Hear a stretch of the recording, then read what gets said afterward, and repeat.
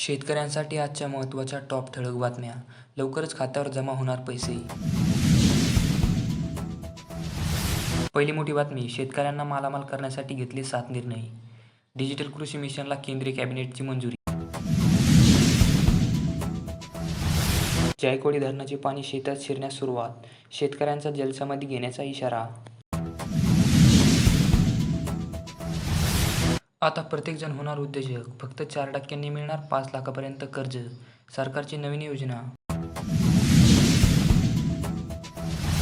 शेतकऱ्यांसाठी आनंदाची बातमी. कापूस सोयाबीनचे अनुदान लवकरच होणार जमा.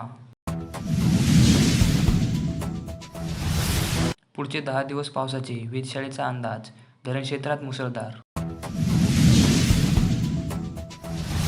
शेतकरी पण लाडका असल्याचे सरकारने दाखवून द्यावं. पंचनाम्यावरून राज ठाकरे यांच्या मानसैनिकांना सूचना. मराठवाड्यावर ओल्या दुष्काळाचे संकट. 284 मंडळात अतिवृष्टी. शेतीचे अतोनात नुकसान.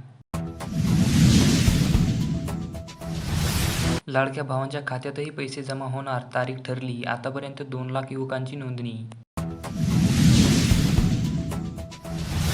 राज्यात पावसामुळे पिकावर संकट. राज्यात पावसाने पिकाची दाणादाण. पीक नुकसानीचे तातडीने पंचनामे करण्याचे सरकारचे आदेश. पंजाबराव डक यांचे अतोनात नुकसान. मी शेतकऱ्यांचं नुकसान वाचवतो, पण माझंच नुकसान झालंय. पंजाबराव डक यांचं सोयाबीन गेलं वाहून.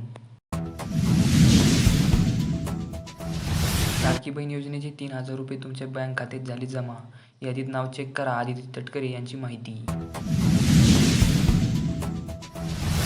ई-पीक पाहणी लाभार्थी यादी जाहीर. यादीत नाव असेल तर हेक्टरी मिळणार 25,000 रुपये. 100 वर्षापेक्षा जास्त जुन्या मागणीला मोदी सरकारकडून मंजुरी. महाराष्ट्राला मिळणार नवीन रेल्वे मार्ग.